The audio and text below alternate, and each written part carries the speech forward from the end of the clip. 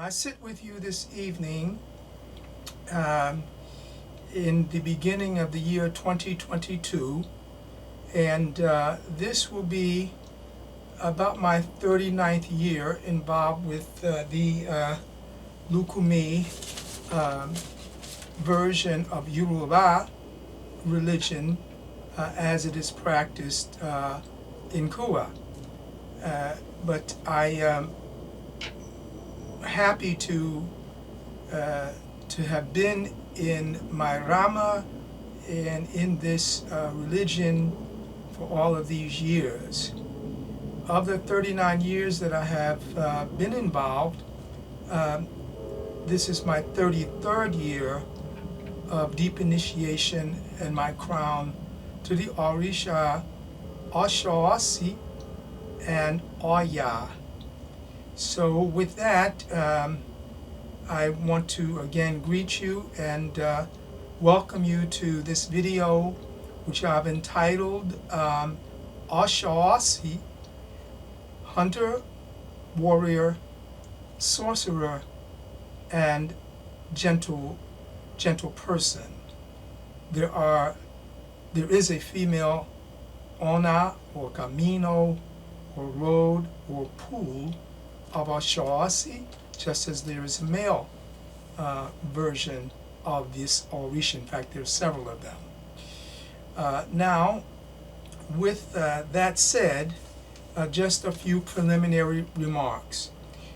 First of all, there are numerous videos dealing with Orisha Ifa religion in the public sphere now, and several of them deal with the Orisha Oshoosi. And I'm very thankful as a priest of Oshoosi that different individuals are popularizing basic information about the Orisha, at least descriptive information. And I hope to add to that storehouse of available knowledge, and my aim is to make a little more complete your information about this wonderful Orisha than what you're likely to see so far on the internet and particularly on the YouTube. So my video is going to be weighted in the area of theology or theological concepts. I could and I will spend a little time describing the Orisha, but there will be no time spent in this particular video on the ritual details of worship involving the Orisha Oshoosi. For that, I recommend that you go to my website, Oshoosi.com, okay, Oshoosi.com, and when you do, you will find a few pages there dealing with the Orisha, and one of them is called Oshoosi Details. So if what you are concerned about would be ritual matters, such as what are Oshoosi's favorite foods, what are Oshoosi's colors, the Odu in which he speaks, his prohibitions, things like that will be found on that page, Oshoosi Details, on the website Oshoosi.com. So I'm aiming for, as much as I can, accuracy and completeness. So this video will be a little on the longer side, but we are in a world now where we can look at videos and view them in part and then come back to them later or study them later. So I'm going to take the liberty of doing one that is a little longer than what normally one would see, or even my videos on my YouTube channel. But I only intend to do this once, and so I wanted to get all that I need to get in at this time. Finally, dealing with the issue of language. As I said, was initiated many years ago, about 33 of them, to this Orisha and to the Orisha Oya. And I am, in a sense, dyed in the wool Lukumi in terms of my Idile or my Rama. And with that, I would say to you, I also very much appreciate our sister and brother practitioners in the traditional African versions of Yoruba religion, which is called Ishishe Alagba Aye, Ishishe Alagba Aye. And as a result, for African Americans, I do recommend as much as possible that we use the continental Yoruba pronunciations where we can. And we use those terms from our traditional religion where we can, even though we are also Lukumi. But I only recommend that to African Americans. And we don't need to go into all the reasons, but I think your experience would be somewhat enhanced. I try to do my best, but I am not a fluent Yoruba speaker. Ede Yoruba is something that I've only formally studied in small amounts, but I will do, that's Yoruba language, Ede Yoruba, but I will do my best to get the pronunciations of the many terms we will be using here today to do, to get them as correct as I can. So if you will be tolerant with me, I would appreciate it. So now with that, let me move on to what we will be covering in this video. First of all, we will deal with the concept of Ode, O-D-E, Ode. It has something to do with hunter and also has something to do with openness. I want to comment on Oshoosi-Ochosi's natural habitats, Oshoosi-Ochosi's spiritual habitats, his totem or animal familiars, his avatars. We will talk about how Oshoosi became a hunter and what his roles might be in civil society. I want to also comment on how Oshoosi got to be an herbalist. And from there we will talk about Ode in Yoruba land. Then from there, you might be interested in knowing something about what was the time and the place of Oshoosi-Ochosi's origin. And finally, not finally, but there are a few more topics I should say, Oshoosi-Ochosi's connections to his friend the Orisha Oshun is very important to know about. And Oshun and Oshoosi have a lexicon of religious words that are very much connected, and that is based in their shared history and their friendship. We will have a chance, as an aside, to talk about the concept of Apetibi as it relates to Oshun, and you will see that that term also will be most interest to you because we're going to be talking about Oshoosi-like divinities in ancient Kemetic religion, and it will be a little challenging, but I'm going to try to tie those together for you as best I can through the connecting concept of Apet or Apetibi and what Oshoosi, and I say Oshoosi-like deities in Kemet had to do with. Apet is similar to what Oshoosi has to do with the Orishas Oshun here in West Africa and Cuba and the United States. We will comment briefly on Oshoosi in Brazil, and then, as I said, as an added treat, we will look into parallel or similar concepts to the hunter as an icon, as an archetype in Kemetic religion.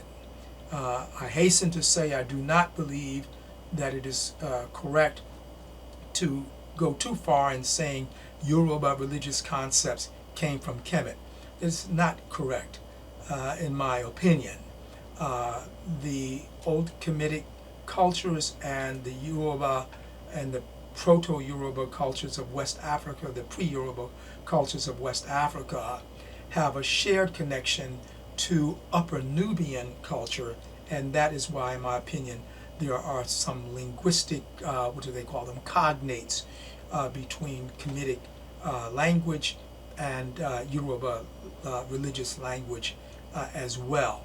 But these things are interesting, and I thought I would share them with you.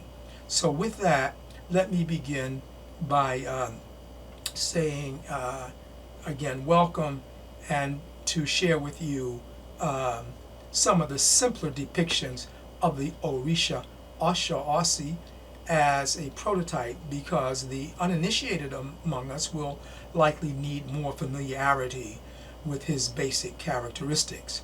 First, according to legend, he prefers to live in the forest, where he is regarded as a hunter, a sorcerer, a wizard, and a woodsman, though he is also known as an Orisha of peace and philanthropy while he is in, or when he is in, more social milieus.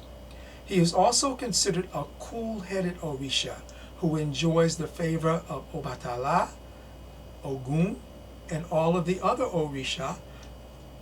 Even, it may be said, he somewhat enjoys the favor of our holy mothers, the Iyami.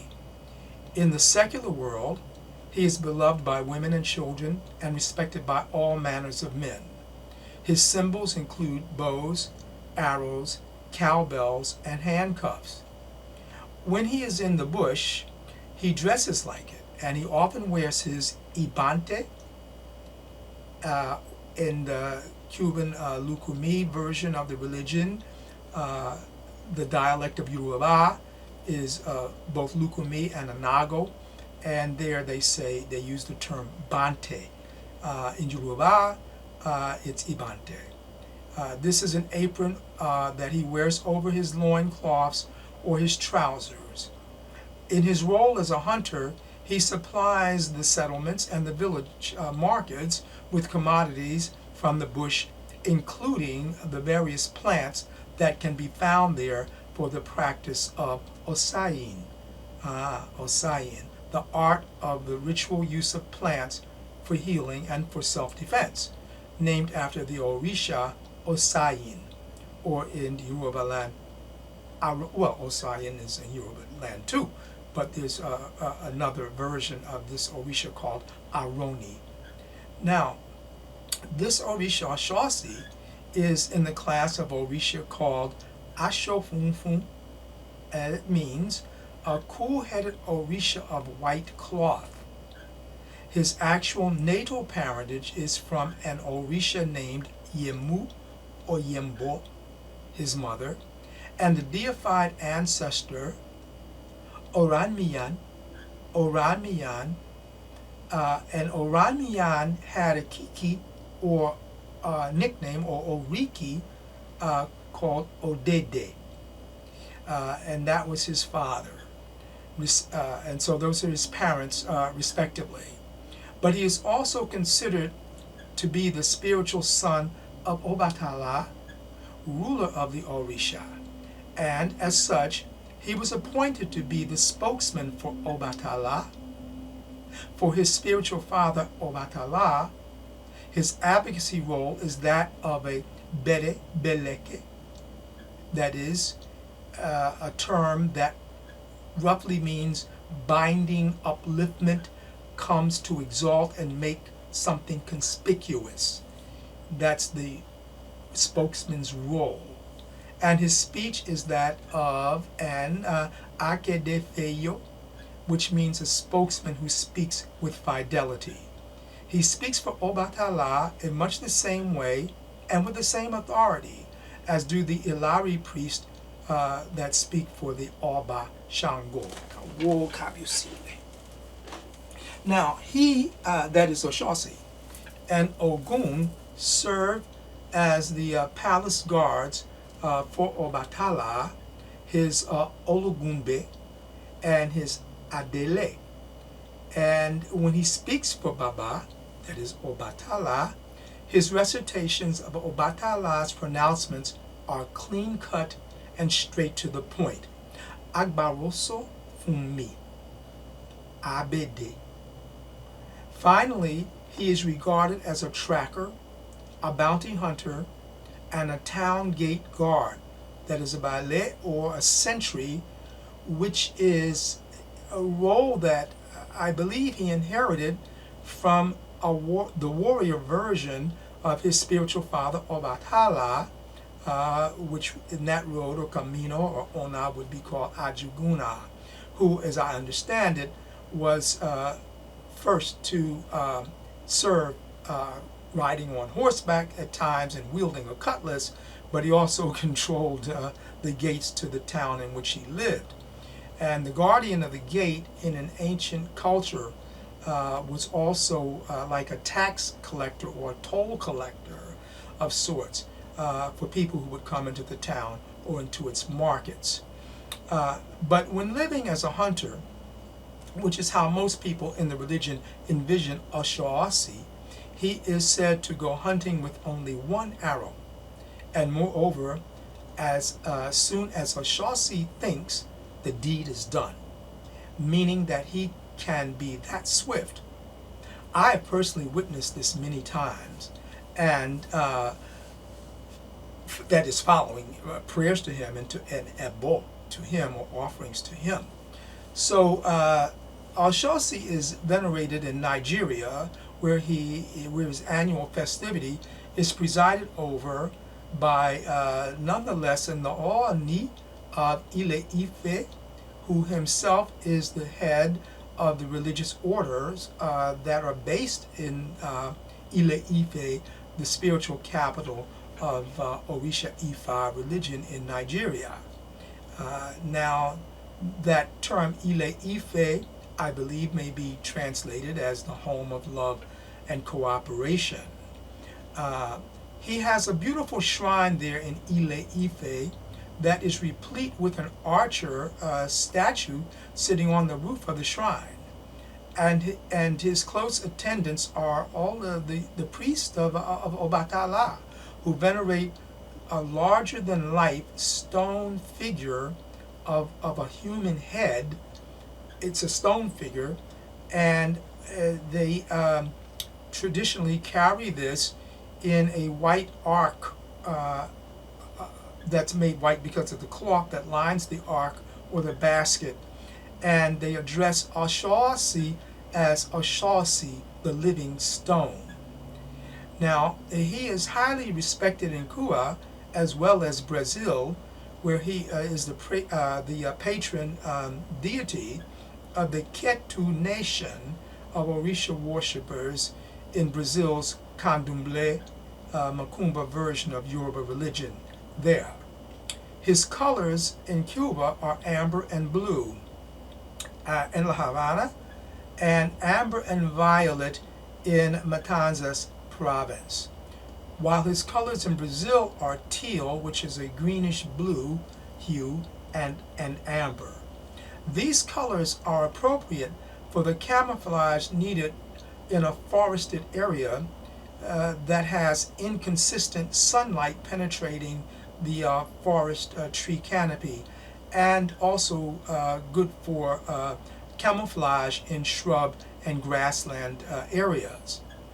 Oshoosi is a hunter who hunts truth, justice, and personal ashe. Finally, though most people do not know it, Oshoosi is the founder of all social institutions that involve or include the assemblage and the sequestration of people, animals, and sometimes things. For example, the examples would include hospitals, zoos, jails, libraries, interestingly enough, and churches. Indeed, even the practice in humanity of congregational religion itself owes its very existence to this Oshoosi-Ochosi. But before we go any further on ideas about Oshoosi's connection to confinement, let's look first at the role of openness in the life of Oshoosi and those hunters who have been inspired by his Alashe. The openness of Ode is what I'm talking about. In Yoruba culture, the term Ode is applied to hunters in the following sense. First, the term means hunter. But more importantly, Ode implies an openness where hunters operate in the open a lot. It implies an openness of character and functioning in open spaces generally. This is why the half-gourds, the pots, or the ceramic vessels that we call soperos, that contain the sacred tools and rocks of the Orisha, and the spirit of the rocks of the Orisha, which are called Agbasa, those rocks contain the spirit of the Orisha. And in the hunter-warrior class of Orishas, like ILERA, Ogun, Oshoosi, they live in open vessels that like open half gourds or half or bowls, unlike the tureens or soperos that are covered with lids that the sacred items of the other Orisha live. But the warriors live in open vessels, signifying again the concept of Ode, of openness. Now, as mentioned, the idea of Ode also refers to the hunter's openness of character or character structure. They, like all of the warriors, are not closed off nor possessed of hidden agendas. In this respect, the concept of ORI'RE'RE comes to mind. ORI'RE'RE, and it is roughly equivalent to the Latin term persona that we use to describe a person's public character. An open character does not mean that all hunters or Oshoosi devotees are extroverted by nature. It does not mean that. In some cases, even though they appreciate and tolerate reclusiveness, they may be still open, but open to the ideas and the needs of other people. But while their spirits may openly exist here in this world, they are yet at once largely inaccessible to it. The idea of inaccessibility of hunter warriors can be commented on later if we have the time to do that in this video. I recommend to you the book called Journey to Ixtlan, I-X-T-L-A-N, Journey to Ixtlan by the late Carlos Castaneda, who expounded greatly on the character structure of hunter and hunter-warrior men and women. This warrior, Oshoosi, and those infused with his spirit are possessed of thoroughness in planning for their maneuvers in the real and secular world. And similarly, all of the hunter's affairs in the supernatural world must be set in order before the hunt as well, in order to ensure its success, and afterwards in order to ensure the welfare of the hunters themselves. Toward this end, the traditional hunter invokes the skills of divination, or Iwoshe, Awoshe, that is divination, to obtain an overview of the hunting campaign to come. In fact, the original diviners of this world were hunters. In order to know what occurred what was continuing to occur, and what the future of a certain area might hold in terms of hunting prospects. The hunter could divine or do divination and engage in divinatory speech by reading with the bones of animals, or reading the scat or the leavings of animals, or opening the animals and divining and investigating the nature of the animal's inner organs, the entrails. Also, they would infer the future by observing the behavior of animals in the immediate area. For example, the animal's tracks or its unusual activities, especially the activities of birds, monkeys, and insects. Information deduced and confirmed through divination was an invaluable tool for success in self-preservation to the hunter, as were his investigatory acts in the secular world, such as tracking, observing broken twigs, branches, patches of fur, animal bedding, or newly laid animal paths, or even signs of recent animal combat.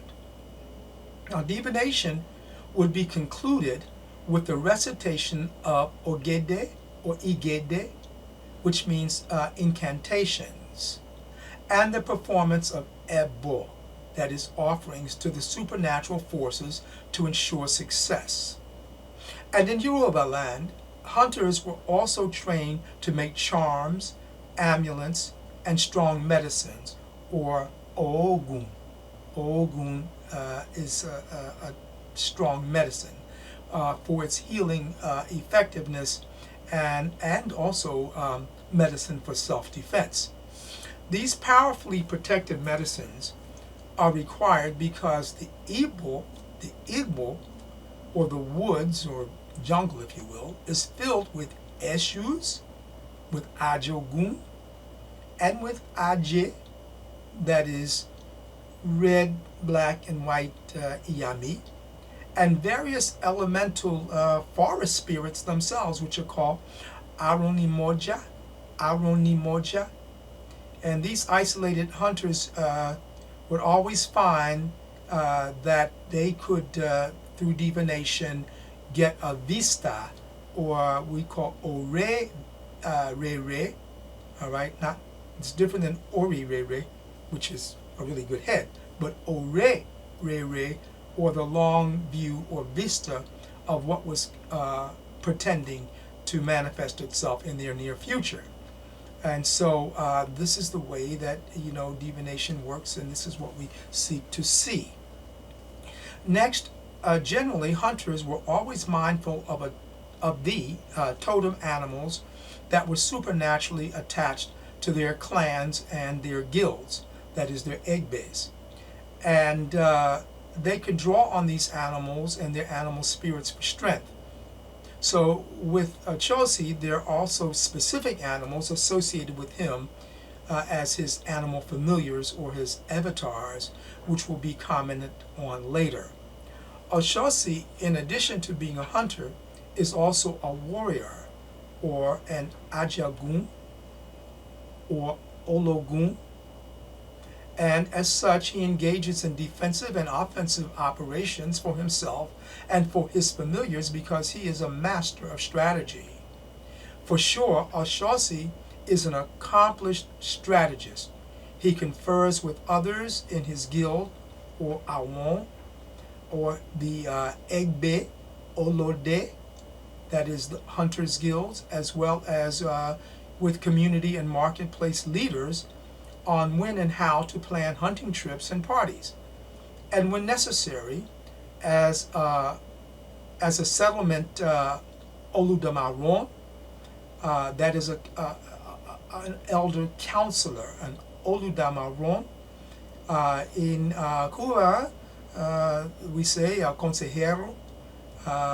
You might be familiar with the term consigliere, which is a particular counselor to a particular important person. But Oshoosi plays those roles. As I explained to you, Oshoosi is the spokesman for Obatala.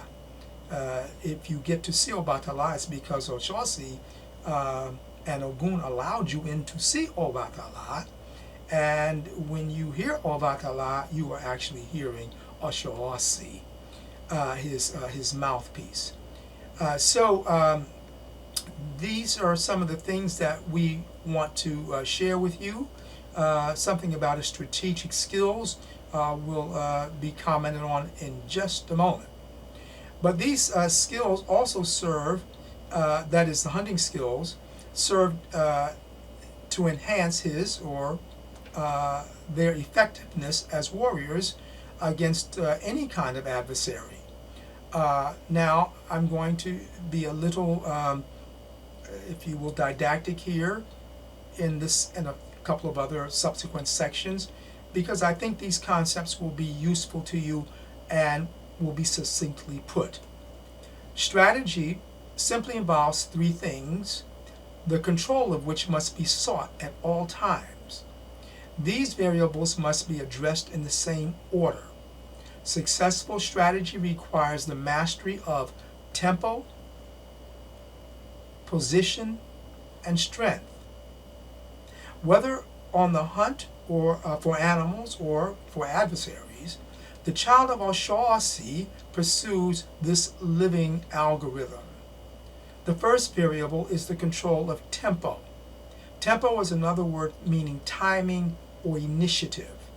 All right? That is, the hunter must be in control of the timing of things so that if he's or his adversary or prey is reacting to him at all, that is, if they are reacting to him at all, it is that they are reacting to him, the hunters, or to them, the hunters, and not the other way around, lest the hunter become the hunted. So the way to ensure that is to make sure that the hunter is in control of the timing of being active or being not active in a given time. The control of hunting, so Oshoosi may elect to be painfully slow, like his avatar, the tortoise, and patient, and yet, in a flash, Oshoosi can act lightning fast, like his avatar, the falcon.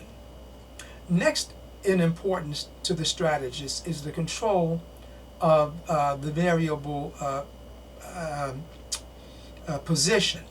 Now, by position, we are talking about essentially location, and that way, it is therefore possible to get certain advantages. For example, the hunters must place themselves in advantageous locations relative to their prey.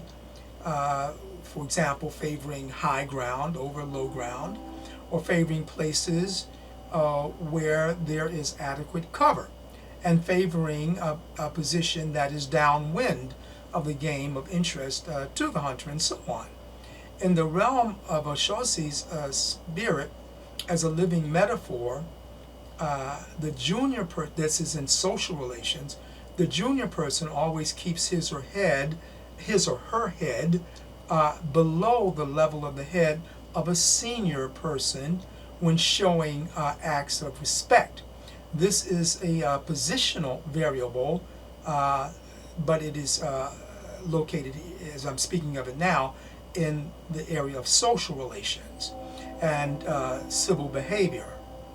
Now, since Oshoosi is reputed to be the only Orisha that can astral travel, that is, go airborne and spying on what he chooses to reconnoiter down below, he has no problems whatsoever in tactically taking into account positional advantage. And finally, the last remaining element for the hunter to acquire and control is strength. Again, tempo, position, and strength are the three elements of the hunter's strategy. Strength means how to develop it and use it, or how to nullify it in respect of one's adversary. Strength refers to the availability of material advantages, resources, and power. Now, the spirit of Oshoosi has great endurance, and when he shoots his arrow or long gun, he does not miss. This is because hunters and warriors are taught to conserve resources whenever possible, and accuracy in planning is a premium in their overall effectiveness. So sometimes that involves moving slowly or not moving at all, as well as moving quickly. The most important things to remember about a hunter-warrior's concept of strategy is that those three factors must always be addressed in the correct order. All things being equal, you must attempt to control tempo first, then position, and then relative strength, relative to your prey or relative to your adversary. Note that these principles apply in all walks of life and to multitudes of people whose hunting in life, for them, may have nothing to do with trapping and killing animals. It may be entirely social. Now, deception is another indispensable faculty for Oshoosi. So let's take a look at camouflage, no pun intended. The idea of camouflage was one of the main lessons learned from nature itself. Hunters, human or otherwise, use three kinds of camouflage. They use masquerade, where the subject or the predator, prey or observer can be seen by others but looks like something else.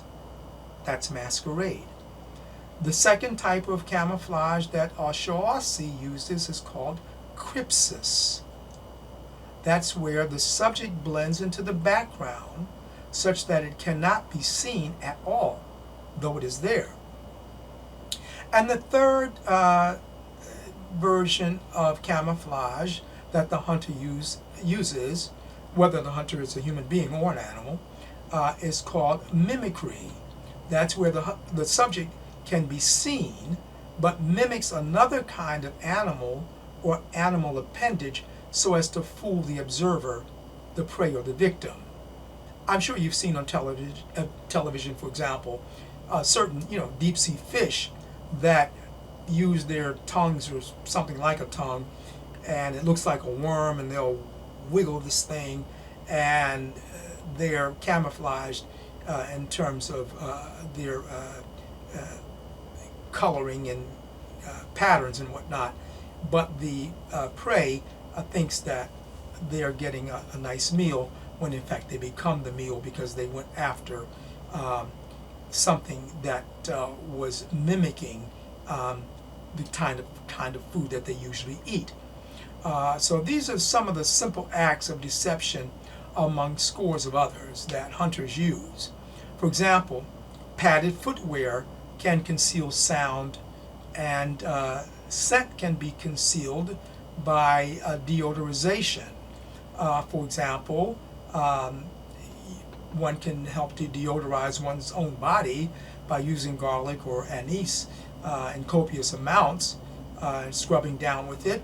But if you want to de-scent your clothing, as hunters often did for thousands of years, they would just build fires and smoke the clothing, that is,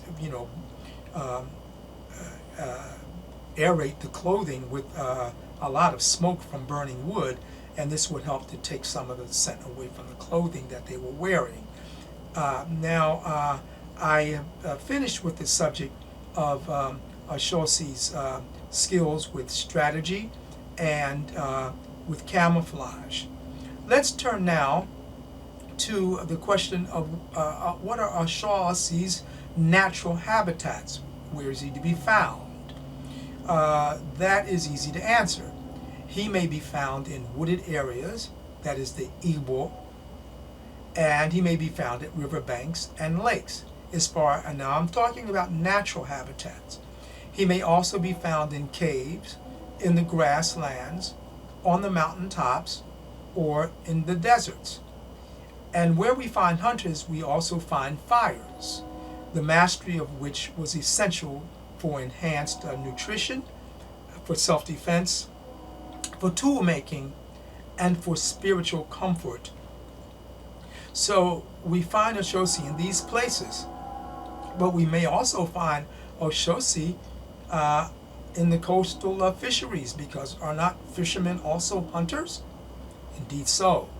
Thus the spirit of Oshoosi may be found in those working rivers and lakes and working the seacoast as well. Now the indwelling spirit of Oshoosi may also be found in his devotees, especially if they experience possession by him in ceremonial actions or in combat. All right, possession while in combat. That concept is called ini. And when the warrior goes into that type of possession while in combat, he or she is striving for a gidibo, which is a martial arts approach that is taught to members of the OMO'LODE, that is the Hunters Guild, and the AJAGUN, or the OLOGUN. And what that really means is that the hunter or the warrior is going into possession so that he or she can fight like a loud, big animal. That's what the concept means of a gidibo. So with that, we have, I'm sorry, let me think for a second here. Oh, yes. Though the specific roads of Oshoosi are not addressed in the initiations of Oshoosi priests here in the United States, a few are specified in Cuba, and a large number of them are specified in Brazil. So that is, his roads may be considered a spiritual habitat.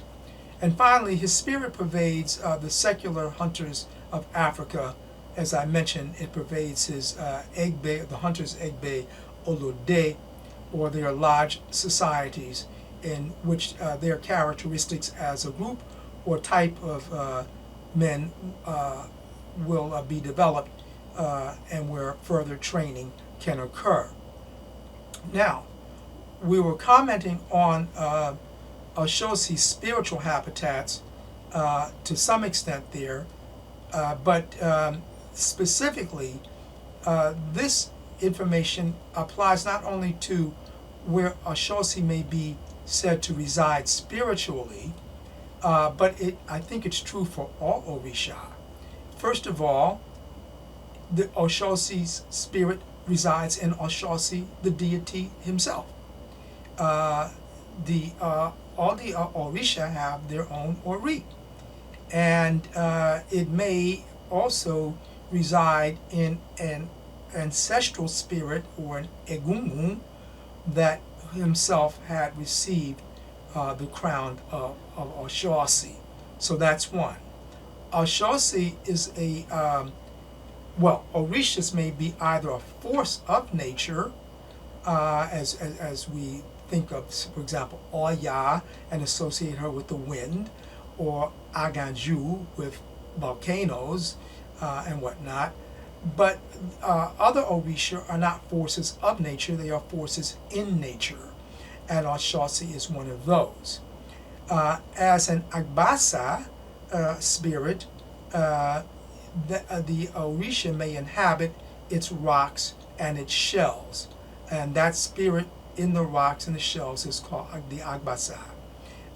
And they may also be lineage that is birthed through a lineage of rocks or otans and shells that belong to their elders in their ile, or their house, or their idile, or rama, which means their lineage. Now the Agbasa are instrumentalities for the reproduction of the Orisha in for other initiates and also for speech. As an indwelling spirit, the totem animals of Oshoosi contain that Oshoosi spirit, and they might show up not only as avatars, but also in their names. For example, an Oriki is a formal praise name, or can be quite lengthy, a praise a description of a person, whereas an ORI'RE'RE is a Kiki, or it's a nickname, probably very informal and used in households. And so just as we as African Americans are quite experiencing calling our kids rabbit or spider or something like that. So that spirit of the Orisha inhabits that concept of naming as well. Now, the Orisha may live in the Egbe, or that is dedicated to him or her, and the Orisha may also engage in the possession of a person, particularly of a devotee, a person initiated to the Orisha, because the Orisha, when the Orisha is crowned, becomes a part of the Ori, or the head, the Elori of the initiated person. And then I should like to believe that the Orisha also, the spirit of the Orisha, also inhabit the folk tales or the stories. Now, in Yoruba, the stories are contained in essay or poetry verses of Ifa, or the Ita of Ifa, or sometimes that the word for story is Ihin, but Ita is the more common term, and we in our culture would call them parables or allegories of Ifa. And in Kua, those stories, and those of us in Lukumi, whether we're in Cuba or not, we refer to stories as patakin, or sometimes people will say apatakin. And that term really means important. It doesn't mean story. It means important.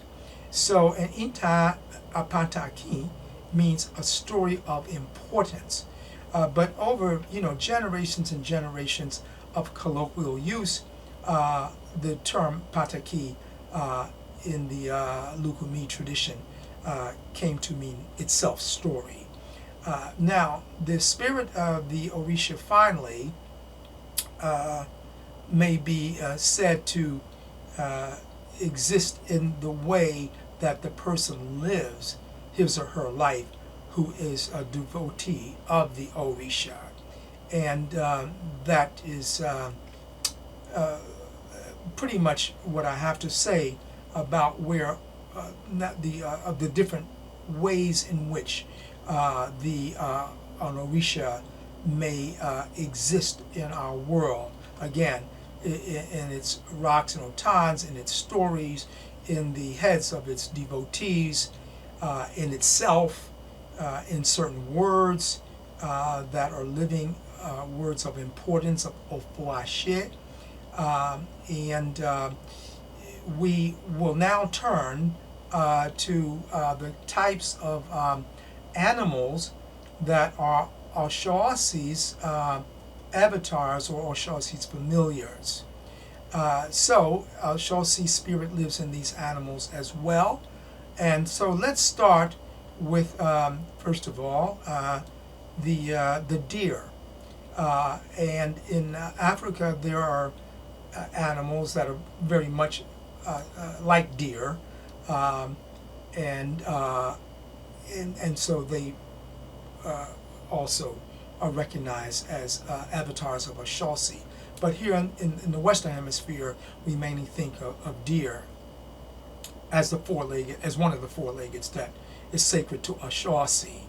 The deer is very important because the deer is an animal that is able to see light in the ultraviolet section of the electromagnetic spectrum. which is a nice fancy way of saying the deer can see in the dark, see light that we can't see. And the deer is also a very powerful animal with a great deal of endurance. The deer is also, at least the bucks are also warriors, and they can kill you. So they are generally, however, not belligerent.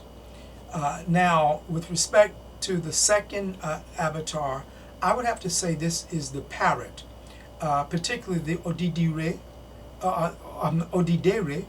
I should say the African gray parrot is sacred to the religion, but it's particularly sacred to Oshoosi. And the parrot knows Oshoosi's incantations and can repeat them. And that is, the word for incantations would be ogede or igede.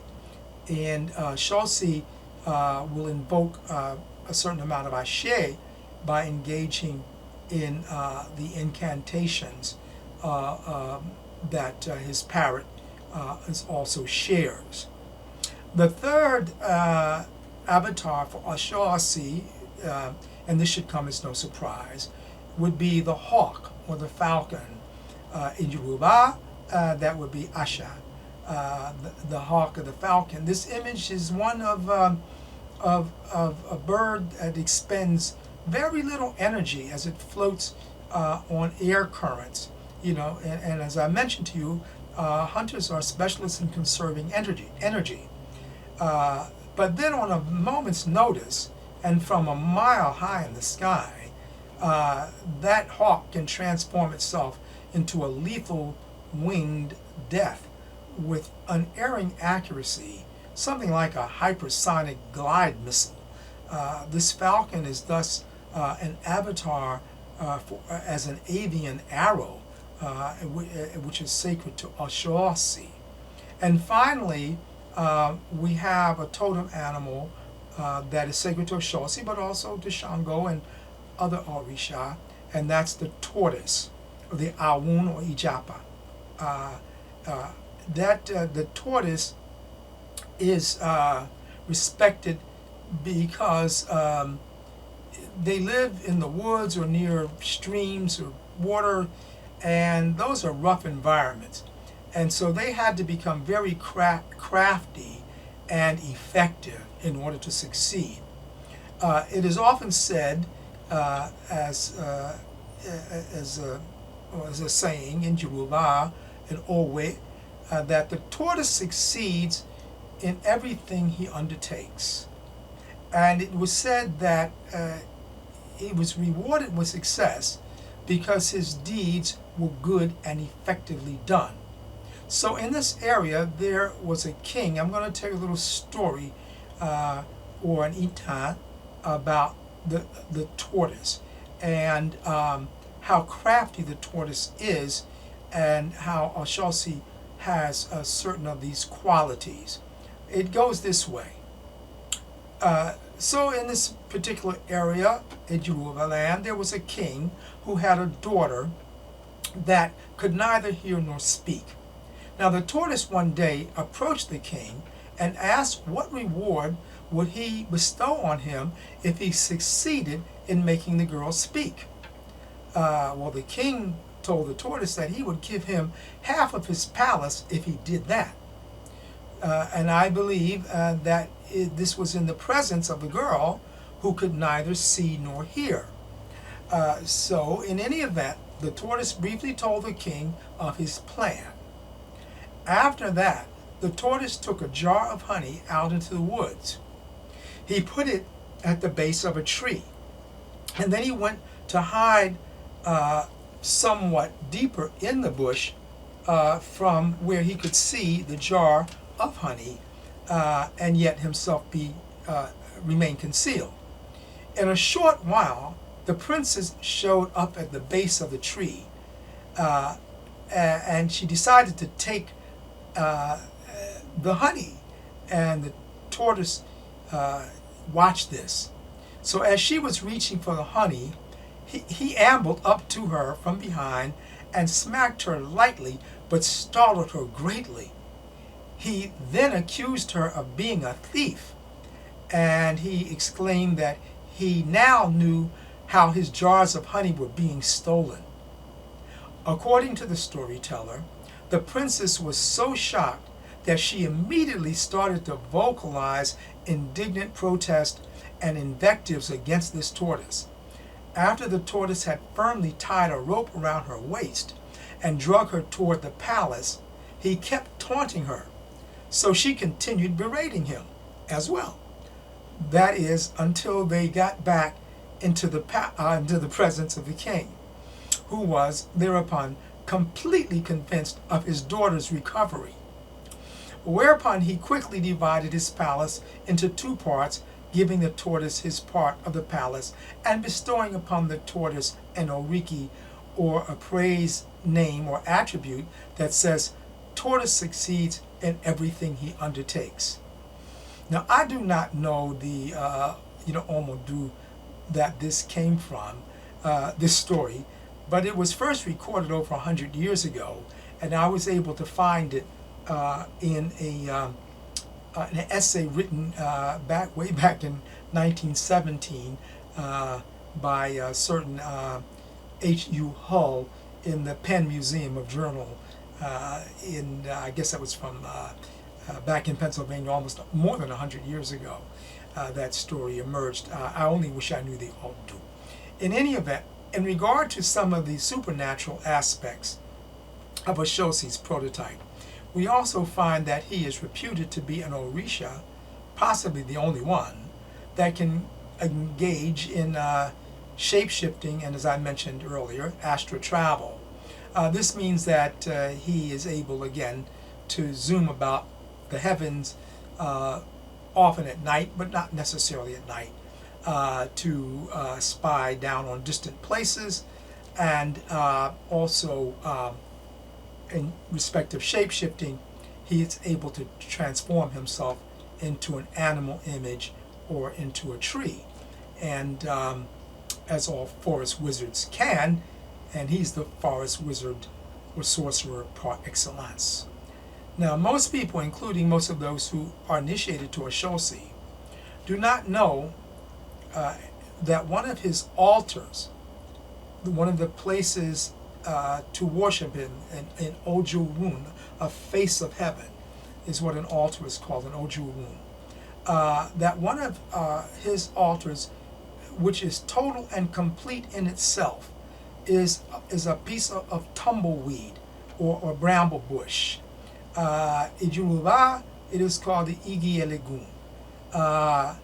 And the tumbleweed, as I said, is a complete altar to Oshoosi.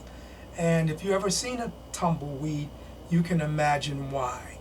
All of the other Orisha know that Oshoosi, like fighting Oshoosi, is like fighting an octopus in the dark, or fighting one's way out of the interior of a tumbleweed, under the hot blazing sun, or in the very dead dark of night.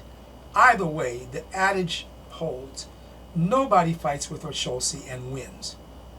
It is hopeless, because his victims are unable to evade him, and he can track them down even in their very dreams. You may wonder, how did Oshoosi become a hunter? Well, we know that, first of all, Ogun is the true chief of the hunters. Nothing is successful without Ogun. But because of Ogun's proclivity toward a scorched earth policy in many of his endeavors, it was Oshoosi who earned the title of the most skillful among the hunters. Here's how that came to be. So, let's have another story. In the Odu Ogunda Irosu, Ogun's approach to hunting involved unrestrained cutting, slashing, and creating the destruction of a whole swath of the forest. Oshoosi saw this time and again, and eventually proposed another approach to Ogun. He told Ogun that his way was chasing all the animals out of the forest, and that no one was going to be successful in very short order. By contrast, he convinced Ogun to cut all of the vegetation out of the way, but only to clear paths. And then he told Ogun, while thanking him for the iron spearheads and arrowheads that he obtained, that he would do the hunting from there on. And following that, they became brothers forever. The machete is the symbol of independence in the bush, and it belongs to Ogun and to Oya, while the bow and arrow belong to Oshoosi. Now both are used in hunting, and the war knives and hunting knives belong to both of them. Now, if you want to get a really good feel for Oshoosi's character, we could take a look at his kiki or his oriki, and there are many of them. They will be listed in the website page that will be there called the Oshoosi video, and I will not necessarily take the time to read them all, but some of them are really, really nice and apropos to Oshoosi. For example, let's take that term odede. Odede, as I mentioned to you, was a kiki for Oramiyan, who was the second Alafin of Old Oyo. And Oramiyan appellation Odede means the hunter arrives. That these founding fathers of Yoruba religious culture, by the way, as you can see, were many of them were hunters by nature. But it also means Odede, hunter who arrives and puts on shackles. There is, we can say, Iba Oshoosi-Ochosi, Oshoosi is the master of himself. He is the OLOFI, that is the owner of divine archery. He is the Ode Ata Matashe Onibebe, all right? Ode Ata Matashe Onibebe, the owner of the riverbank. We have more of them. Let's see. Let me see. Oh yeah. IWA'RE'RE, one that cuts the elephant's tail. Oh boy. Ochosi is a pretty tough character to do that. All right. Oshoosi, of the tradition of wizardry. Oshoolokere, Ochosi, forest magician or wizard. The Oluwo-Igbo, king of the forest. And here's one that I really like, as I recall. Bi Osho oti eleja oti bekele ogun. I hope I said that right. Well, it means if Oshoosi is a coward or Oshoosi is fearful, he depends on Ogun, which means, translated into American English, he will shoot you or cut you. Oshoosi, Odemata, don't shoot me, Oshoosi, do not shoot me. Osho Olofa Kanata Tugun. Oshoosi, the owner of one arrow that kills many at the battlefront. Okay, so those are the kinds of oriki that attach to Oshoosi, and there are more, as I said. They will be found on the website oshoosi.com, particularly on the page that will say Oshoosi video. Now, I've talked a lot about Oshoosi being a hunter. Let's switch to Oshoosi as a warrior. And I want to introduce here a particularly important concept after Ode, and that is the concept of Ibora. E-B-O-R-A, Ebora. Now, Oshoosi, or the hunters, are formed up in the Egbe I'm sorry, the warriors are formed up in the Egbe Ajagun, the OMO'LODE, and so we're going to talk about them for a moment. Now, let me be clear about something about the warrior Oshoosi and the other warriors as well. Sometimes the warriors are collectively referred to as the Ebora. The term has been translated, however, this way: ORI'RE'RE. Okay, that's where the term Ebora comes from. And it means the specific consciousness of the spirits of the warriors who bring the offering. All right? This was translated by Fatumbi, who was a writer and Yoruba scholar who has many books out that contain a great deal of useful information. He translated this as saying, Orisa-e-ebo-ra. And the way I look at that term, I think it could be transliterated this way. The Ori applies to the medicine to bind that which is rotten and needs to perish. Okay? Ebora, Ori, Sa'e, Ebora. It seems to me to be talking about applying medicine or the offering that takes care of business, that binds, to eliminate that which is rotten and needs to perish.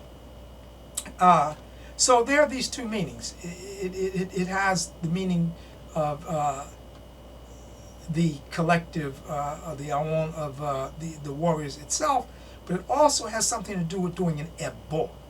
All right. So in our hemisphere, especially in Cuba, the first practical meaning refers to the three warriors, or the guerreros, ILERA, OLOGUN, and Oshoosi. Actually four, and Osun, which is a warrior of consciousness.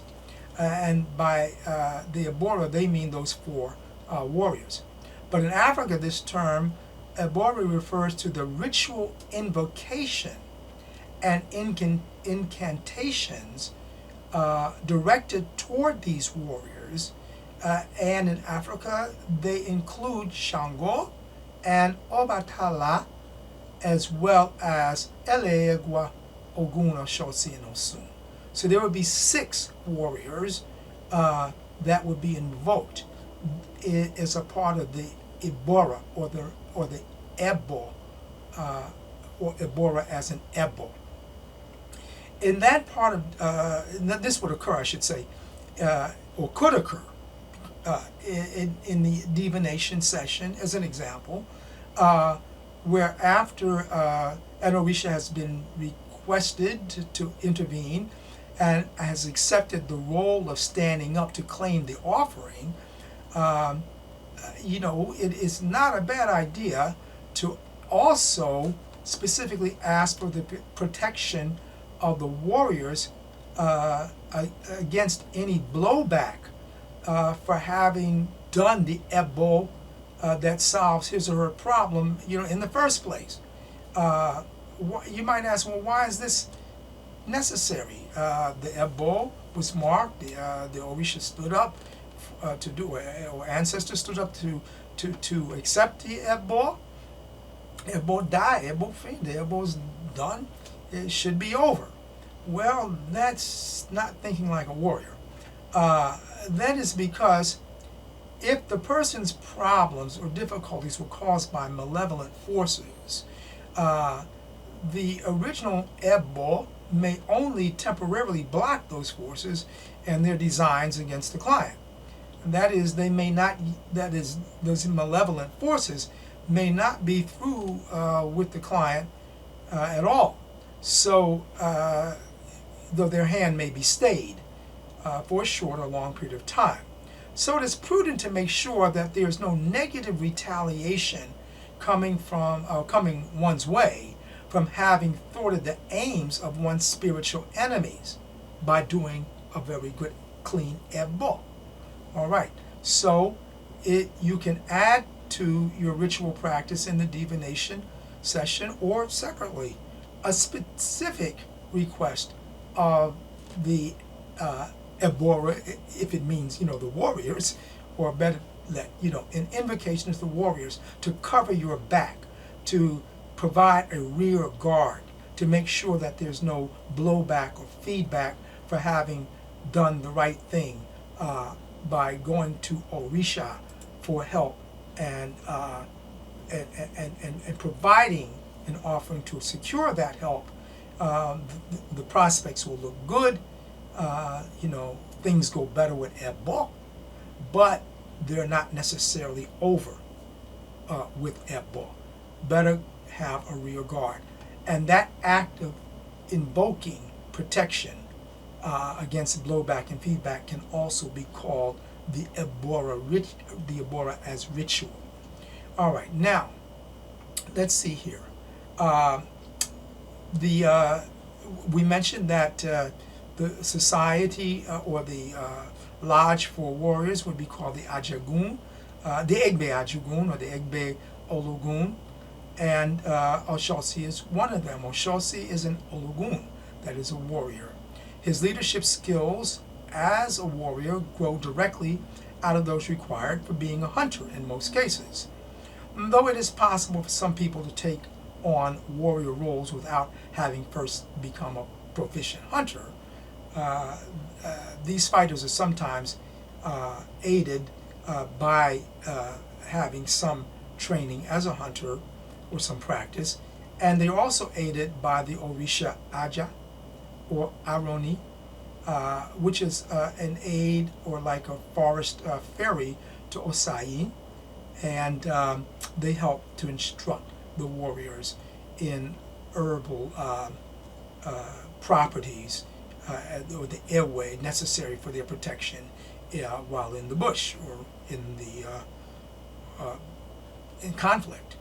So indeed, one of the early roles that hunters had to play was to rid their areas of encampments of dangerous and nuisance animals, and that's one of the skills they developed was that of constructing corrals and barricades, or barracoons, and that skill would obviously be utilized quite a bit in societies, especially if they were pastoral societies that had once been hunting and foraging societies. So that skill of creating containment pens would be something the hunters knew. Well, not only would animals be kept in pens, but also enemies could be kept in them. And as we mentioned, Oshoosi is not one who just lives solely in the woods. Oshoosi is a social animal as well, a social person, Orisha as well. So we're going to be working or thinking along both tracks. What is Oshoosi like in the settlement area? When the Ebora met for a war council, it was called an AJAGUN, and included in their training, as I mentioned, were their skills in sniping, archery, and marksmanship, or ata. Ata is the concept, I think, of marksmanship, and in using the war knife, the AJAGUN. So they're well prepared. And I won't go into it again, but we mentioned ini, or possession, so that their fighting skills in Gidibo, in respective Gidibo, were formidable indeed.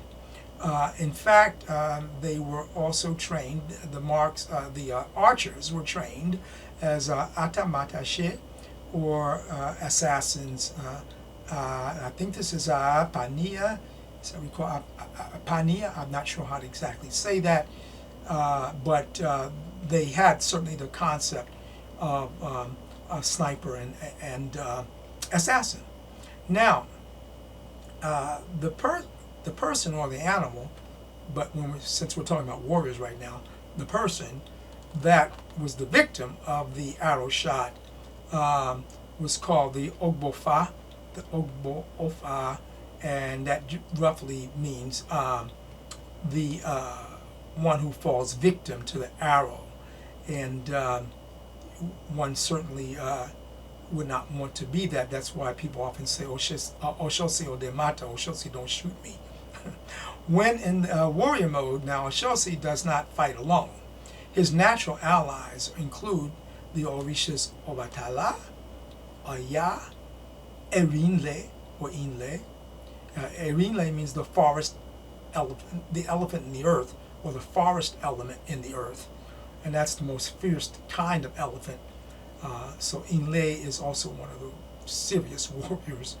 Eleegwa, Ogun, and it could be argued that Oshun is an ally of Oshoosi as well in his warrior role.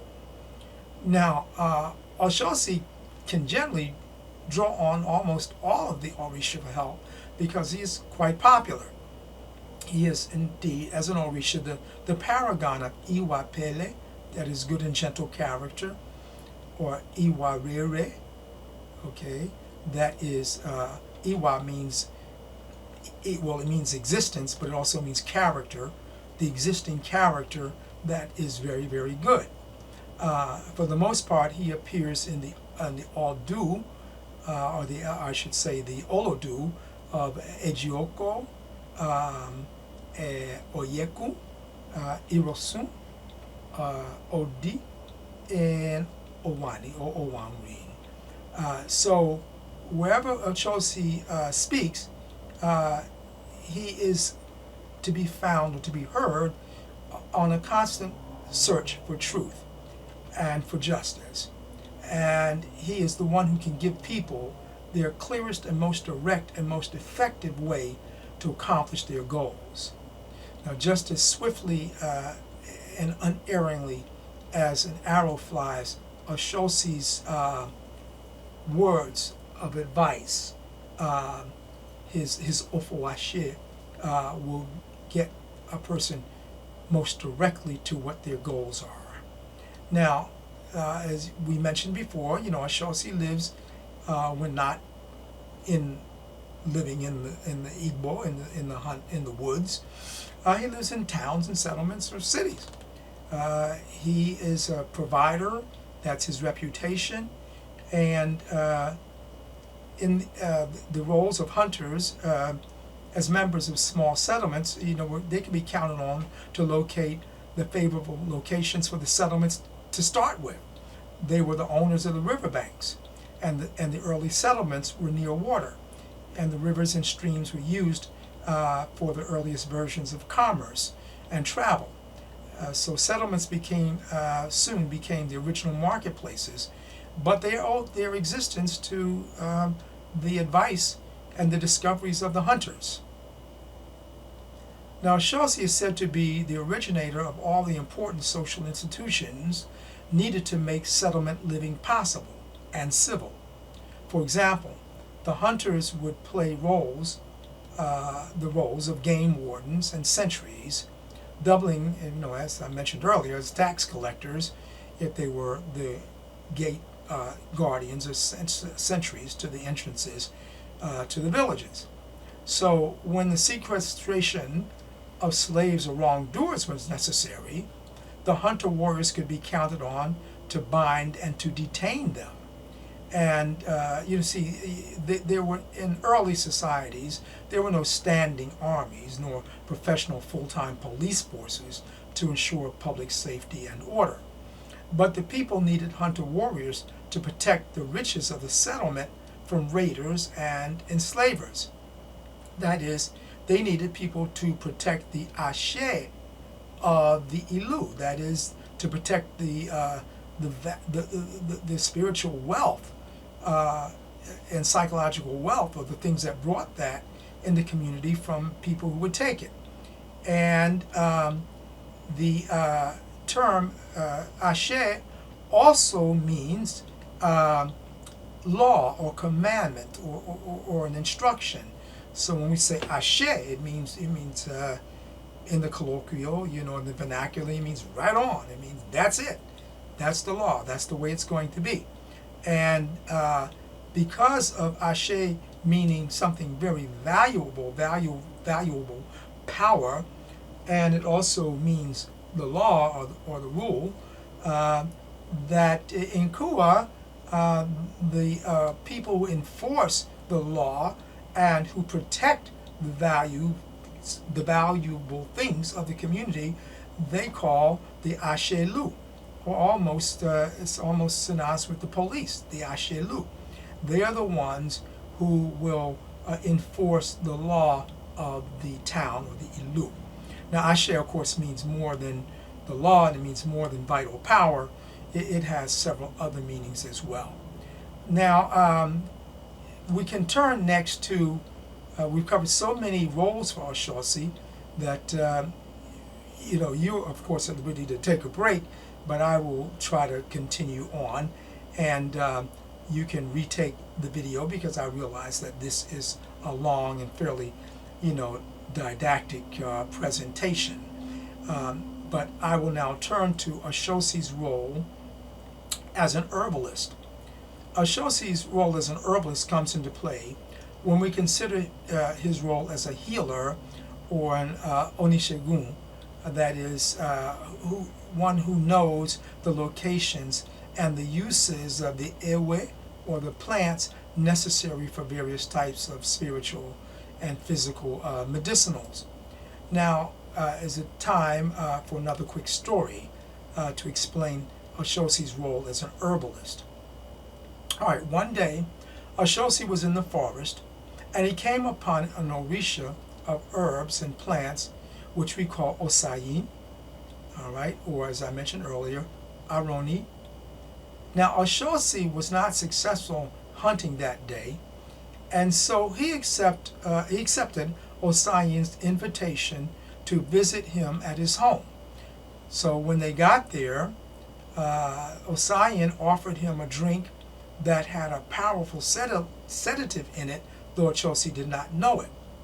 So soon Oshoosi became somewhat spaced out and eventually began to lose his memory and his awareness or his consciousness. And he ended up staying at Osayin's house for quite a while as he forgot who he was. But he was being taught how to make medicines out of the various plants that Osayin was a master of. So eventually, Ogun started to miss Oshoosi in the forest and wondered where he was. So eventually, he ended up at Osayin's house and went there with the purpose of bringing Oshoosi back into the forest, that is, into his enchanted forest. And so this is how Oshoosi became Aduhunshe, or Aduhunshe, or in Cuba, I know how to say this one is Osanista. He became a sorcerer of Osayin and something of a medicine man, or Onishegun, and that's the story. So he is often covered, that is Oshoosi, as well as Ogun, in the forest with amulets or packets of medicine to protect him and to enhance his work.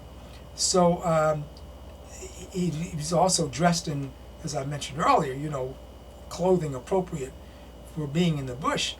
But don't play Oshoosi cheap. When he is in a settlement or in an urban setting, Oshoosi is known as a sharp dresser, and he's said to wear a gown of beads, which means very sophisticated clothing. So he has this dual Ori'RE'RE, he has his persona in the bush, and then he's got his persona in civil society as well. Now, many of you believe, of course, that Oshoosi is associated with policing and jails and whatnot, and this is correct.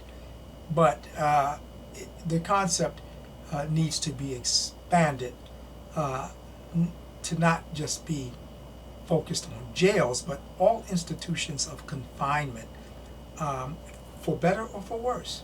Right? For example, there's a saying that there's no trap or lock that Oshoosi cannot open, which is another way of saying there's no trap that Oshoosi cannot close. To begin with, Oshoosi-inspired warrior hunters were also skilled as animal tamers and builders of corrals and stockades and slave pens. We mentioned this. And thus, needless to say, they were associated with the skill of making pits and traps and snares and bindings. They learned this as hunters. But as hunters, they were also responsible for the isolation of people who were infected with leprosy into secluded colonies. And as such, these first versions of secluded or sequestered colonies were the leper colonies. And they were sort of the forerunners of jails and penal colonies later in humanity's history, and also slaveholding pens, or they called them barracoons, were also basically corrals. In time, I will comment on the indirect connection between Oshoosi's institutions of confinement, like leper colonies on the one hand, and the concept of apetibi, as I promised earlier, on the other, when we get to the section of Oshoosi's friendship with the Orisha Oshun, followed by the Oshoosi equivalent or analog in Kemetic religion. So we'll get to that, but I wanted to mention it briefly here. As hunter warriors, with an emphasis on warrior, Oshoosi children could also serve as warlords. One such example was a legendary figure in Yoruba lore called Timi.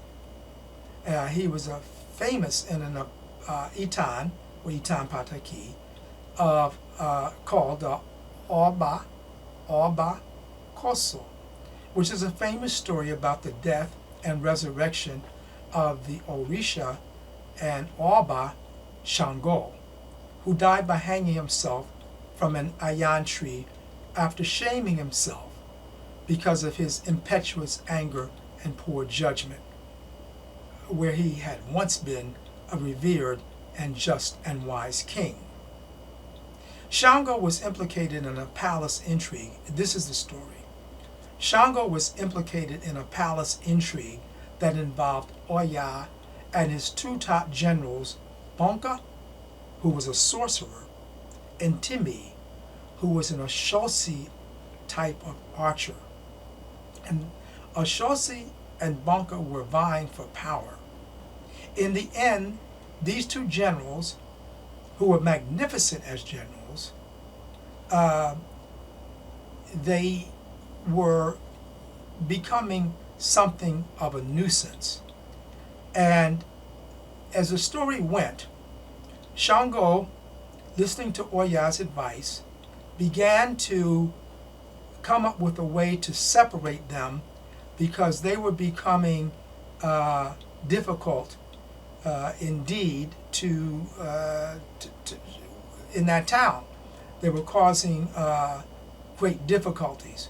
So what happened was that Shango sent Oshoosi down to Benin, not the country Benin, but the province in Yoruba land called Benin. And while he was there, Timi got bright ideas about becoming a king himself. And so Bonko was still in Oyo, and when the word got back to Shango, that Timmy was thinking like this, he brought Timmy back. No, actually he sent Bonka there to bring Timmy back. And Bonka, as I mentioned to you, was a sorcerer. So he went down to Benin and he cast a spell on Timmy. And while Timmy was willing and began to fight, all of his arrows, which had never missed a target ever, all of his arrows started to miss Bonka. And eventually, Bonka's spell put Timmy to sleep. So Bonka brought Timmy back fast asleep to Oya and presented him before Shango. All right. And so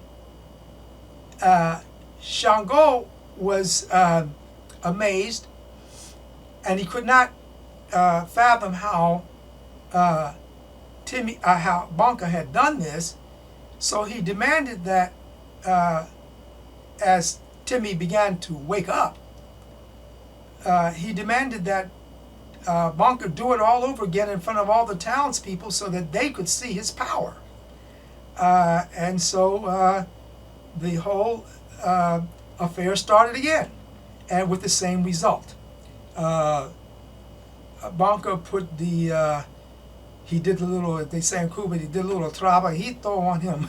He did a little job on him, he put him to sleep, and all of his arrows missed, and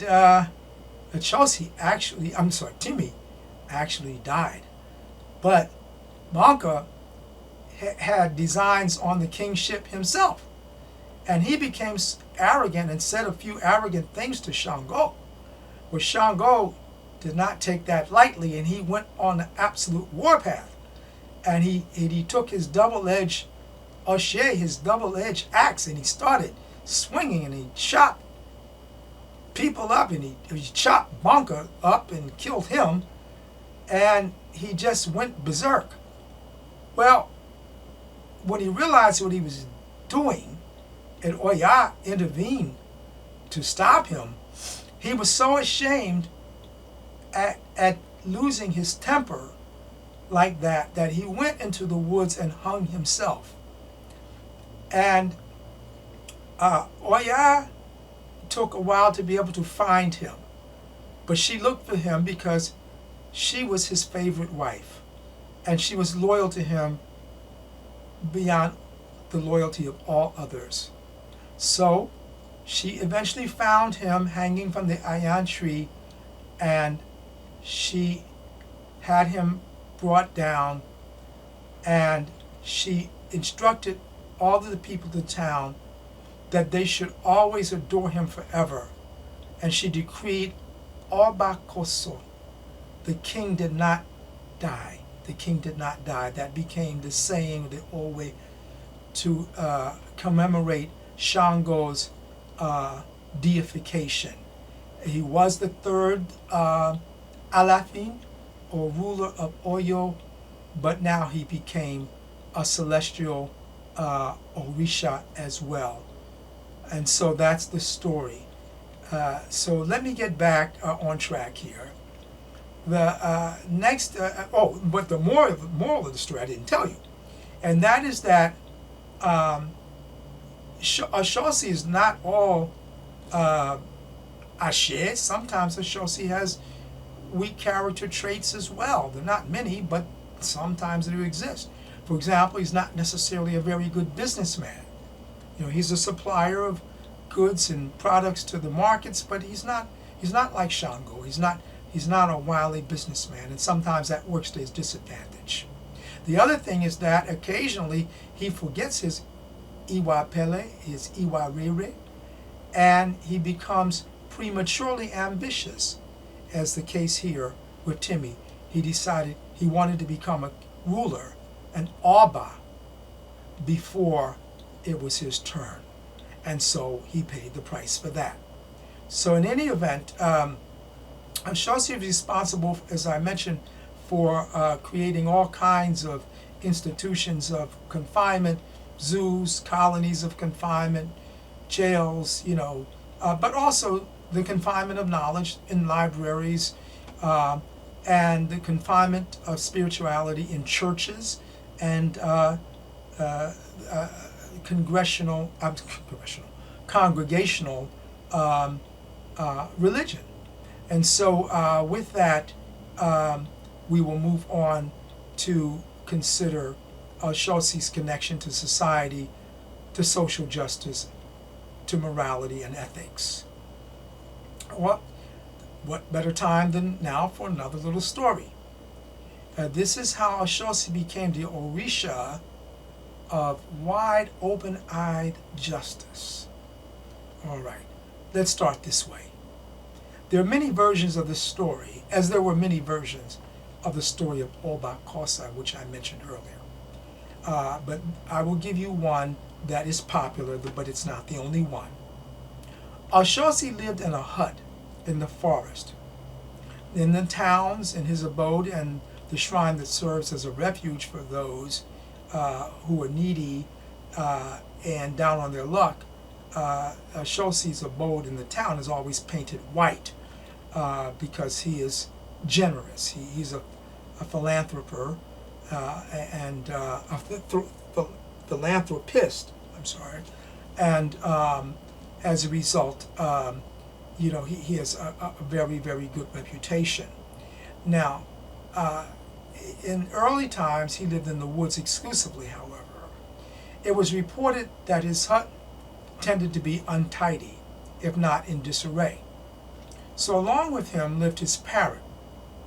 One day he went hunting, and he came upon 2 pheasants, his favorite game birds.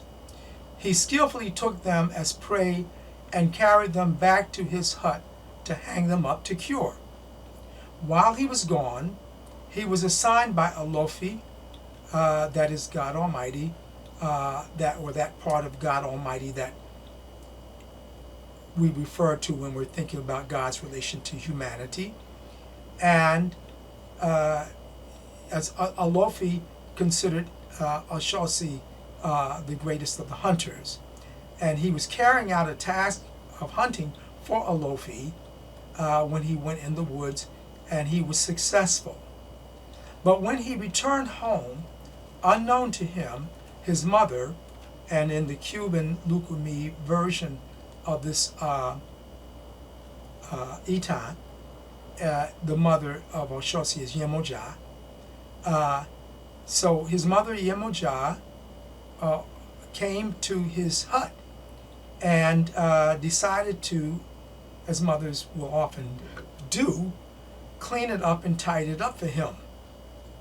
So she at that time noticed that these 2 birds were hanging there to be cured. So she decided to take them home with her and cook a nice meal for her son Oshoosi. However, not knowing this, when Oshoosi returned home to find his birds missing, he uttered a terrible incantation, or a terrible curse, I should say, that only his parrot understood. And he then proceeded to put poison on the tip of one of his arrows. After that, he, with a curse, let the arrow fly and decreed that this arrow should fall into piercing the heart of whoever was the culprit that stole his birds. He did not investigate the matter. He just shot the arrow into the air using this magical incantation. And one that he did very effectively, because when this arrow landed, it landed in the heart of his mother, Yemoja, and he killed his mother by pursuing justice blindly. So he mistakenly turned his anger and his impulsive behavior into a tragedy. Instead of a strategy, it became, if I can coin a term, a tragedy. That is a strategic tragedy. So Oshoosi, or Oshoosi in Africa, said that this was a terrible mistake, and OLOFI condemned Oshoosi to become the chief pursuer of justice for all eternity. That's not uncommon with the ORI'RE'RE. Most of them did something very bad, and OLOFI challenged them for the rest of eternity to be the leader of the opposite, that is, to be virtuous in the area of their wrongdoing, and to be virtuous and to teach that virtue through all of eternity and to all of humanity. So, in the Western world, we are taught to believe that justice should be blind, but the African knows better than that. The last thing in the world you want is a blind justice giver. You want, or lawgiver, you want a lawgiver that has open-eyed understanding of the situation and based on investigation. Now, I have already mentioned many times that the Oshoosi is concerned with other allied ORI'RE'RE like Ele Ogun, Ile, Oshun, Yemoja. Oshoosi is connected to all of them. And he is also connected, as we mentioned, to Osayin, that is the science and the ritual of airway, of plants and medicines for healing and for self-protection or self-defense. Now, never forget, however, that Oshoosi is first and foremost a forest wizard and sorcerer. And it is part of his wizardry to understand Osayin, and Osayin as that part of Yoruba religion dealing with the power of plants, is the link between Orisha Ifa religion and voodoo, Palo Monte, Palo Moyombe, with Mexican, brujeria y curanderismo. All of our sister religions, we have the unifying element of Osayin, which puts us all together and is the source of our Ashe in this world, of our power in this world. So with that, we're going to get to our next section, and that is, I call this section Ode, Hunter, Ode in Yoruba land, to give you a little bit of the history of Oshoosi. Oshoosi is venerated each year in Ile-Ife to this day. Religious ceremonies that involve Yoruba people, as we specifically know them today, have antecedents and progenitors that go back at least 2,700 years in that area. Now, some of these people, of course, were hunter-gatherer communities before the Yoruba as we know them today. They go back 1,000 years, 1,500 years, maybe even to the time of Christ, but there were people there before the Yoruba, from whom the Yoruba inherited local culture, largely hunting and food gathering or foraging, but also they increasingly also incorporated agricultural pursuits into their lifestyles. And this is all in the area of West Africa. They had cultural interchanges and intercourse with the Upper Nubians, and that is across the Sahel and across the savannah, from that latitude directly east from Yoruba land today to all the way over to the Omo Valley of Ethiopia, that encompassed truly Upper Nubia, and we will cover that a little bit more when we finally get to our final and last section on Oshoosi and Kemet. But as it turns out, our people in our cultural legacy, the YOLA, have been there for at least a couple of thousand years, preceded perhaps by the Igbo, the Nok, and the Nupe. But we will go on with Oshoosi as Oshoosi's legend develops among the Yoruba in particular. And that goes at least 1,000 to 1,500 years ago. So I begin by focusing here on the legend of Yoruba culture and as we know it today. The cultural and religious mythological history runs something like this. Prior to the arrival of the legendary Oduduwa, quote, from the east, and the east, I assure you, is toward Ethiopia. The east is not Egypt. There's nothing that I've ever come across that actually substantiates that Oduduwa came from Egypt. It's probably not correct.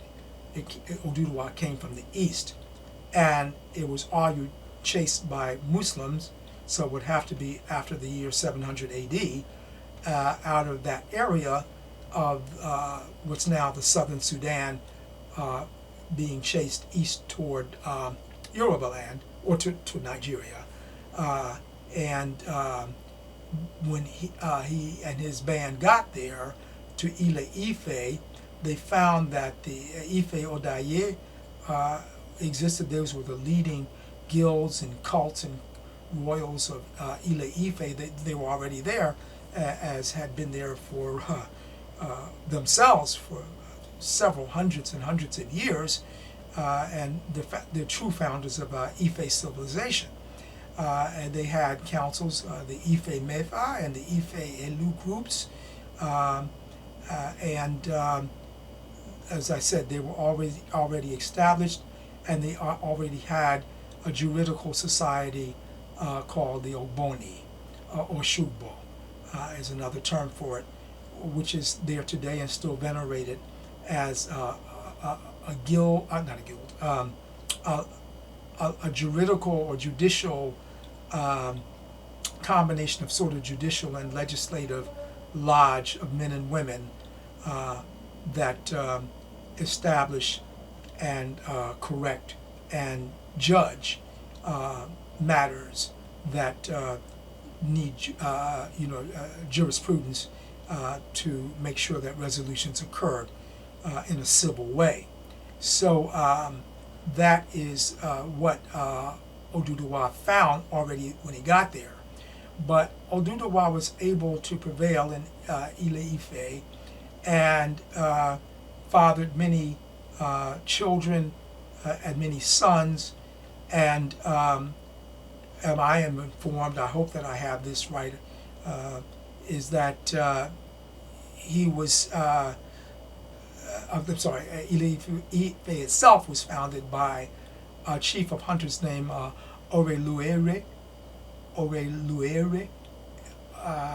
and that became sort of an Oshoosi, that term, by the way, an Oshoosi road, or pool, they don't use the term road, an Oshoosi pool in Brazil. Again, ORI'RE'RE, and that person was in leadership role in Ile-Ife at the time of Oduduwa's arrival.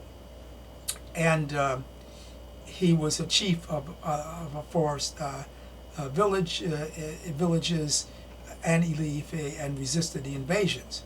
But going on, Oduduwa sired 16 sons, and they dispersed all over the land, founding kingdoms and establishing the first generation of Yoruba capital towns. Because of their dispersal, the dynasty of Oduduwa had to contend with the coexistence of the religionists that were again there before Oduduwa arrived. And they had, as Oduduwa left Ile-Ife to distribute his sons around Yoruba land to found their own kingdoms, the prior inhabitants of Ile-Ife, some of them initiated what amounted to a guerrilla war against Oduduwa's supporters in Ile Ife. So they caused quite a number of difficulties, but eventually a woman was stood up in leadership roles by the name of Moremi Ajeshoro, and she led a successful resistance to the returning rebels and their plans. And though she suffered a great loss herself, she lost her son Olorugbo, who was killed in that battle. So that's something of the story. But in any event, I will continue with Oduduwa. Now Oduduwa developed these, the sons developed these kingdom states in Yoruba land, and some of them had leaders. One was Setilu, who in the old regime had been ORI'RERE, and the other was Okambi, who was previously known as Ide Koserioke, and that was became Okambi. And Okambi, in turn, fathered a son who was the youngest of his 7 boys and girls, and the least experienced as a warlord, but generally the most talented of his children, and he was to become the most famous. And his name was Oraniyan or Oramiyan. Most often it's pronounced Oramiyan. And so there we have Oduduwa begetting Okambi, begetting Oramiyan. And it is Oramiyan that had the nickname or the kiki Odede. Odede, the hunter arrives, or the hunter arrives, standing tall. So that is how Oshoosi came into being religiously as the child of Oramiyan or Odede. And Odede is very important in Yoruba culture because we will see Odede was the father of the Yoruba concept of psychology, and hence psychology as well as maintaining right order in society are all connected to Odede and to Oshoosi. Let's momentarily take a look at what was the time and the place of Oshoosi's origin.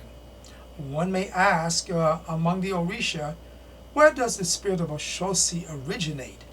Well, this may be the answer. Let's look at the question of where do all Orisha originate. Some Orisha are truly cosmic deities. That is, they are Irumoles, all right, those who first populated the divinosphere at a time in which light came into the divinosphere, and light and spirit are considered the same thing, and so there are certain Orishas that were among the truly primordial ones. But prior to them, in my opinion, I believe we should entertain the idea that there was a period of a pre-creation, before creation. There almost had to be, because what would creation come from if it didn't come from something before creation? So we would look at what pre-creation might have looked like. As I understand it, by trying to reconcile all the various versions of Yoruba cosmology, this is my take on it, my little stab at it. I believe we could say that Olorun was a part of pre-creation, and so was Eshu. Okay? Olorun is God. God has a title, Olodumare Enyambe, or Olodumare Enyame, but Olorun is the owner of the heavens, and in my view, perhaps the owner of pre-creation that gave rise to creation itself. So here's another story. One time, in one instance, in pre-creation times, Olorun was busy planning for the advent of the world, but then heard an unusual sound. When Olorun turned around to look, there was an unusual figure nearby. Olorun shouted at the figure, "Who are you?" But the intruder, who was Eshu, looked over his shoulder at Olorun and replied, "Well, who are you?" And so I think Eshu and Olorun coexisted in pre-creation. After that, the true first wave of primordial Orisha, or OMO'LODE, included many of them, including Ajagun first, Ajagun, Orisha-la, Obatala, Orisha-la -Obatala, Orunmila, the heavenly or the deity version of Oduduwa, or called Oduwa in Kua.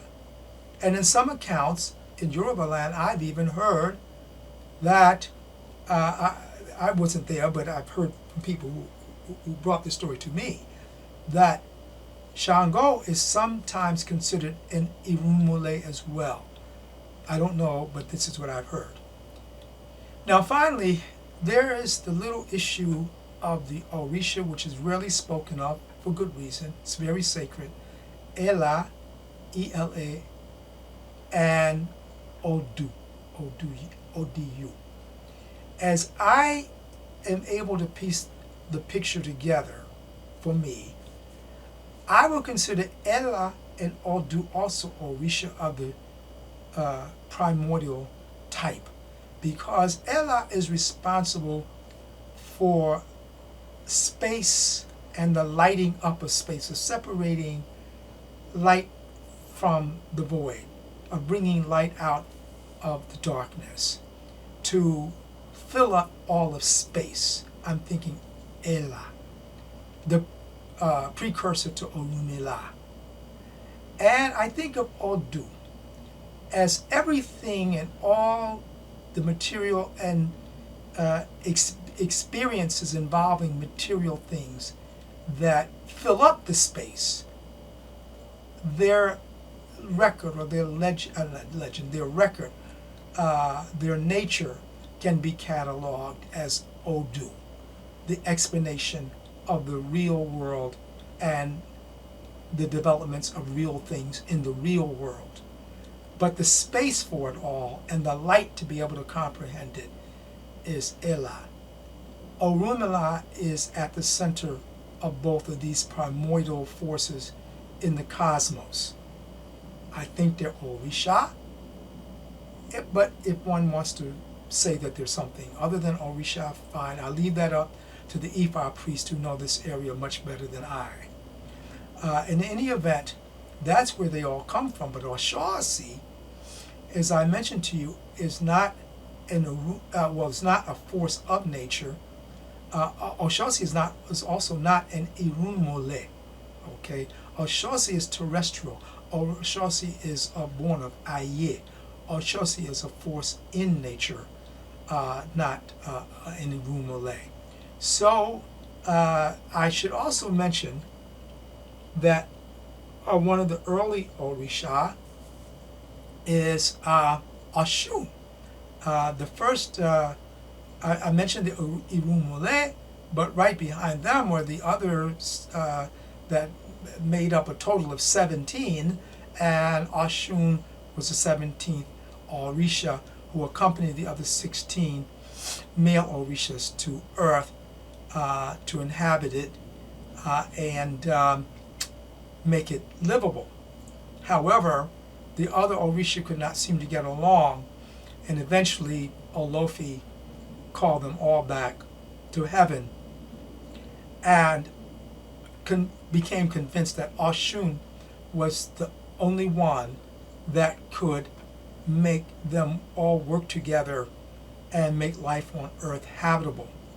And that's what she did, and that's why she is highly revered, not only for her role, but also as sort of the original woman's liberator to raise up femininity to the same level as masculinity when it comes to the vicissitudes of the cosmos and Aye of the world.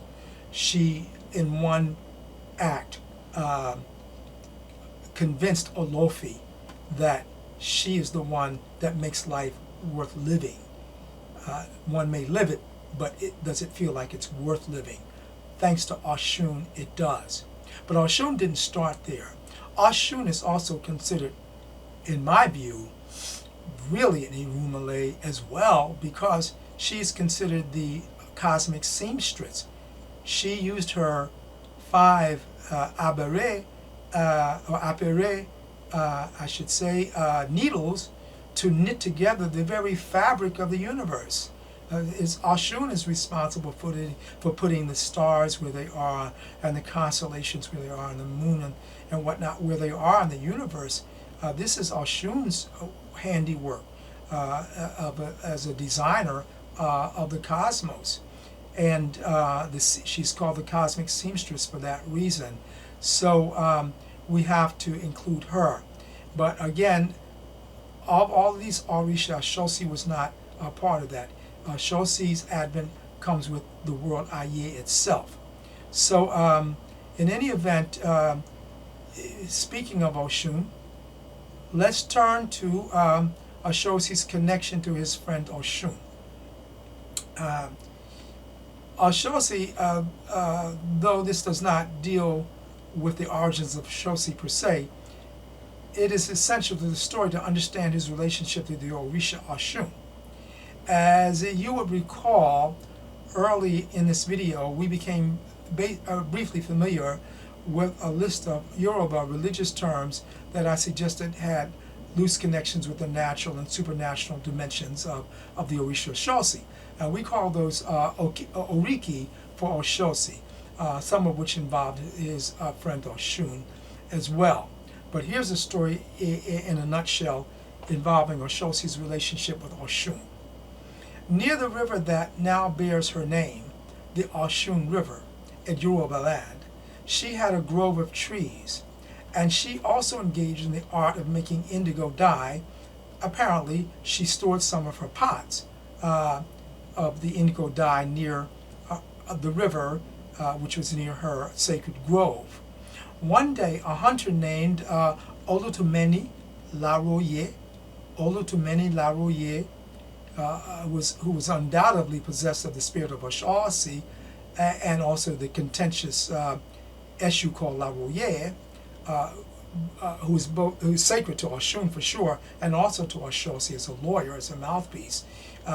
This original hunter in the area called Olutumeni Laroye came with his party of other hunters to her area near the river and near her sacred grove in order to chop down trees and to create a settlement there.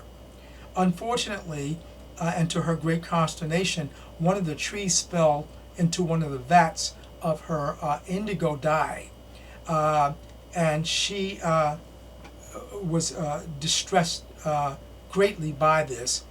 But being that it's Oshun, if there's anyone that personifies the benediction, may your losses turn into gains, that ought to be an Oriki for Oshun alone. She was able to convince the hunters and the woodsmen to leave her grove, her Oshushu, near the river untouched, and instead to build a settlement, to build the settlement that they were interested in, to build it a safe distance away from her magical grove. And the Osho, or Oshushu, or the Osho, or her grove, would in fact be made safe if they left that area alone. So they did, and they went and built their settlement nearby. And that grove, which the word is Osho for grove, near an Igbo, or a grove of trees, became the Osho-Igbo, or the area Oshogbo. which is the capital of that area and sacred to Oshun, who said that she would continuously bless that a village, Oshogbo, in that area forever, because the hunters were decent enough and kind enough and smart enough, if you ask me, to not offend her anymore, and to build the settlement they were interested in away from her sacred grove itself. All right, so in any event, when we think of Oshoosi and Oshun, I recommend that you go to, again, Oshoosi.com and look at the essay of this, or the essay, the script, as it were, for this video, which would be Oshoosi video, and its page is called Oshoosi Video, and the website again is Oshoosi.com, and you will see this list of terms that are words that seem to me, as again, not being fluent in Yoruba, but from all that I've been able to read and learn, you're going to think of terms like oson, bowstring, shishe, to work, osi, left, igbo, woods, osho. Osho is a wooded,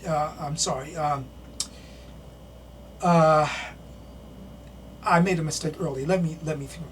The word I was thinking about, Osho, earlier is wizard, a forest wizard, and Igbo is the wooded area. So Osho-Igbo is sort of the area for near an enchanted forest. That's basically what it means. And so we find, again, Oshoosi, Osho, wizardry, Igbo, woods, then it becomes connected to Osho-Igbo, the town in which Oshun is the matron deity and the protector of it. We have Osho or Shishe, or left-handed working wizardry. Oshoosi is considered the left-handed warrior, left hand being the sacred hand of religious work and apparently of wizardry. The Osho is also a word, I'm sure pronounced slightly differently, but Osho is a word for thorns or spikes left in a pit. So we have the idea of a hunter digging a pit, but you can't just trap an animal, fool an animal into falling into a pit and not kill it, because getting it out of the pit would be an unenviable experience. So they put spikes and thorns and things inside the pit, and they are also called Osha. The Osho-Igbo I mentioned, so Shogbe. Now, instead of focusing only on Osho or Osha, we're now thinking also Osu, which means the source, and Osun. And Osun is a communications device that is connected to consciousness, to the source, Osu or Osun. So we use Osun to make sure that we have unfettered communication directly with God, because without consciousness or awareness, literally consciousness, nothing else is going to happen. So Osu is central to the life of a human being, or any animal, frankly. This Osu is very central, and it's called a source, and connected to the word Osun. Osun can be a little figure that contains, again, Osian or airway, going from the power, the Ashe in the earth, all the way to the direct communication to OLOFI itself. God is neither male nor female, so OLOFI is OLOFI. And so that way there's a direct connection, Osu and Osun. And one of the Oriki for Oshun is Oriosun. Oriosun. The source of the head actually is an Oriki, as I understand it, for Oshun. So we have these terms Oshusho, a grove of trees or bramble bush, is an Oshushu. And also, I don't know why it is, but Oshu is also considered a single tuft of hair, which is probably the idea of an Osun. So in any event, we can finally get to this area next to last of the role of the Apet-to-be. I only bring this in because I think it would simply be very interesting for you. As promised earlier, let me say this, and this is going to be tricky to explain, but years and years ago, as I was trying to study Kemetic history and Kemet religion, I came across the term, Apet, A-P-E-T, and I think I will just articulate it this way. Let's start in Kemet in Nubia, with the goddess Mehert, who was the forerunner to Hathor. And with Mehert there was a corresponding male deity, supreme deity, or demiurge, which was a bull, but the bull was her son. And that bull made its way into Kemetic culture as the Apis bull and other forms of it. But we're talking about all this really originating in Nubia. And I don't mean the southernmost known of Egypt or Kemet, but I mean real Nubia, down into the Sudan, way down into the Sudan. So what happened is I was reading, I came across the term Apet, and I could tell Apet had something to do with a female nurse. The term in Kemetic religion means nurse. And Apet has an avatar, which is the hippopotamus, Tarawet, which is a mother figure. Okay? And so we're thinking from Nubia, Mehert and Hathor, and we're thinking of other deities in Kemet that are associated with profound maternity. And maternity is not just a one-time event. A newborn has to be nurtured and taken care of. And the nurturer or nurse would be in Kemet, many thousands and thousands of years ago, Apet. Now, as some of you beginning to want to see this now, oh, well, that's kind of like Oshun in Orisha-Ifa. Well, we'll get to that in a moment. But in the meantime, Apet, as other versions of Kemetic religion, about 5 of them, major versions covering hundreds and hundreds and hundreds, if thousands of years, the earliest versions of it that were profoundly Nubian and began before even the Zero dynasty in Kemet, which is the beginning of the dynastic period. They had contest or strife between various versions of this religion. And in the course of these thousands of years of interreligious strife, the Neter, Set, sort of got a bad rap, in my opinion. There's one story of Set that I'm aware of in which he is a sodomic rapist and a killer of Osiris and so on. Out of 5,000 stories is one of my earlier actually instructors on Kemet culture said, they got one story, and Set is forever the evil doer par excellence, and the other 4,999 he wasn't. But in any event, Set got a bad rap.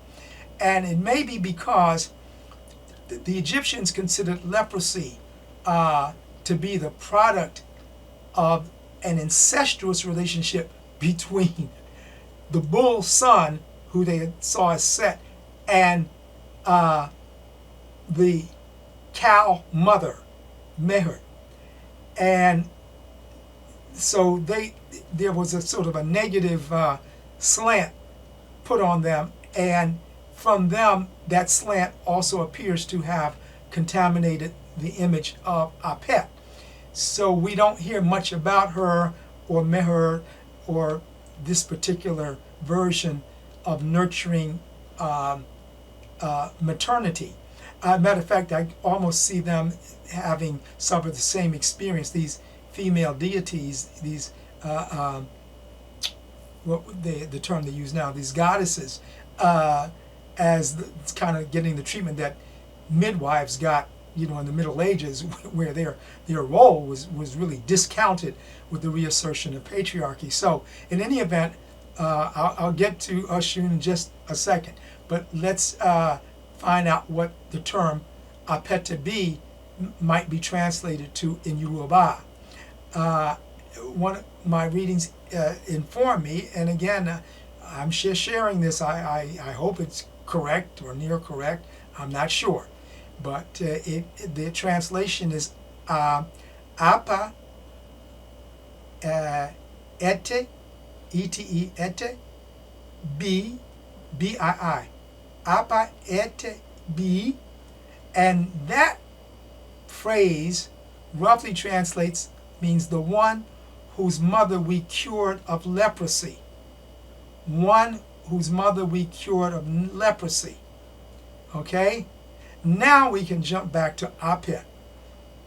If Apet is associated with leprosy, right, it may be that it is one, that her reputation is being cleaned up from the connotation of being associated with leprosy, and so on. So I think that those of you who are truly gifted in etymology, linguistics, and religion, particularly Kemetic religion and Nubian religion, you can take it from there and see to what extent there may be a valid connection.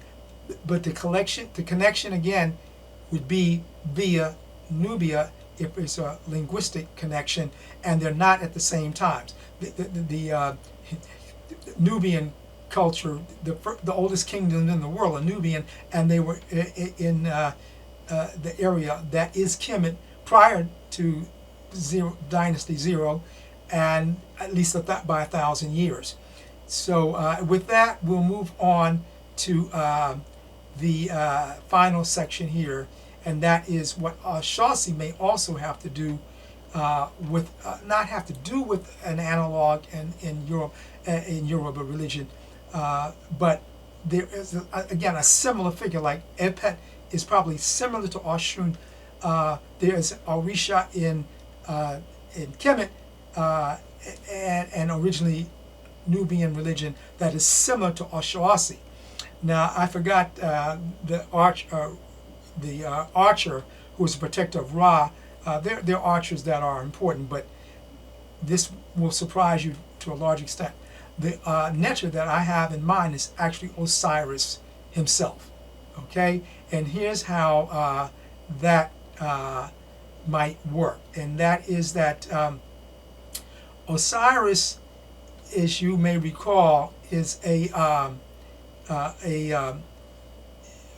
Orisha that I'm sorry, a Neter that was first associated with vegetation and with greenness. Osiris's color, or Osiris' color, was green.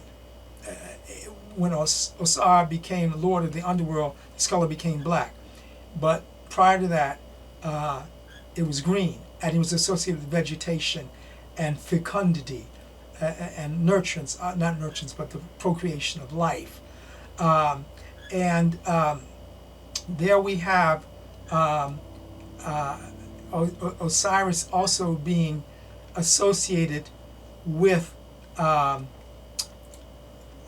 the constellation in the heavens called Orion.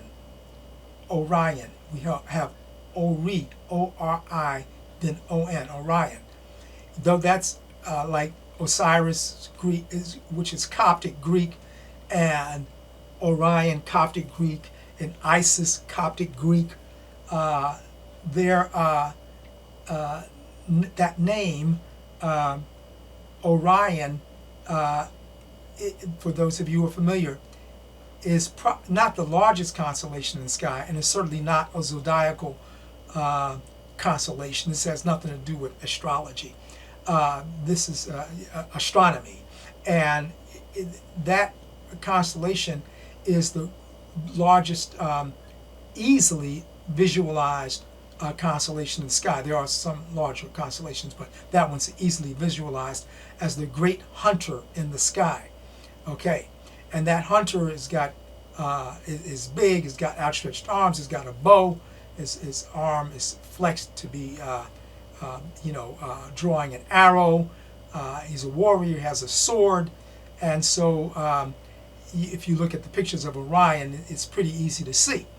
And Orion, by the way, is to the 45 degrees down from Orion's foot.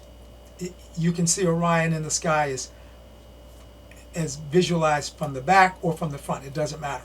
But off an angle off of one of the feet, 45 degrees downward, at about the same distance that the feet are apart, is a star. Actually, it's a binary star, and it's called, the Roman name was Sirius. It's a large star. It's the brightest star in the evening sky, and it is one which is circled by a binary smaller star. The binary star is not dark. It wouldn't be a star if it were dark. It is just small, and so it can't be seen with the naked eye very easily, unless you did something to the naked eye to expand its receptivity to light. That's an interesting idea. I think that our ancestors, the Dogons, might have ingested certain types of things in their natural environment that, when they needed to, would enhance their vision at night and allow them to see something that ordinary people couldn't see, but which can be seen if your eyes are in effect dilated at night. You're absorbing more light. But in any event, that dog star or Sirius is in Kemetic culture is called Sopdet or Sopdu, S-O-P-D-E-T or S-O-P-D-U, and that is the same as Isis. So the hunter in the sky, Osiris, which is a personification of the hunter in the sky is Orion, which is a personification of Osiris in the sky, okay, has the companion, as in Kemetic religion they were brothers, sister, and also lovers. They're close even in the cosmos. Now Orion and Sirius, Sopdet, arise in our sky, and we're at the same latitude as Kemet. So it arises in the Kemet sky in August each year, and it stays in the heavenly sky for 9 months, which is suggestive of the 9 months of gestation. It's also the 9 months that the Nile floods, and new life is born as they recede. It'll be time for harvesting because the baby is being born. They recede and come back 3 months later to begin the cycle all over again. So in any event, there we have it. In respect of Orion, the sword is called Sahu or Sahu, S-A-H-U, which is the moral component of Osiris in his existence as the Orion hunter of the heavens. Well, there you have it. You can kind of piece that together, and I would encourage you to research it. I'm giving you my best take on these subjects, but again, it's a big tent, lots of room for theological speculation, And that's my take on the role of an Oshoosi-like hunter in ancient Kemet religion. Some people have suggested that even the term Oshoosi is connected to the Oshu, the Kemet deity that separates heaven and earth, Shu, and Osiris, Osi, Oshoosi. That one I'm not quite so sure about. Not sure about any of these, but that's a stretch because again we have the problem of having this Coptic Greek intervening linguistic variable going on there. There we have it. I forgot to mention really quickly Oshoosi in Brazil. Oshoosi in Brazil is very important, probably second in importance to Yemoja.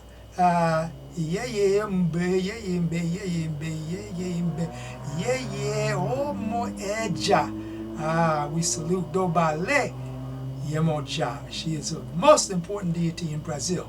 But second to her, I would imagine Oshoosi is. Oshoosi is the patron deity of the Ketu nation of the 7 different Yoruba religious nations in the Candomblé Macumba system.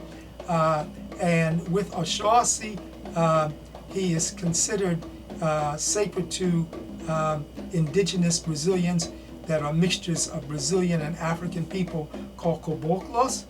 And so he is venerated there. Also in Brazil, Oshoosi has many different pools. You know, we use the term pool because there really aren't any roads or caminos or onas in the thick forest.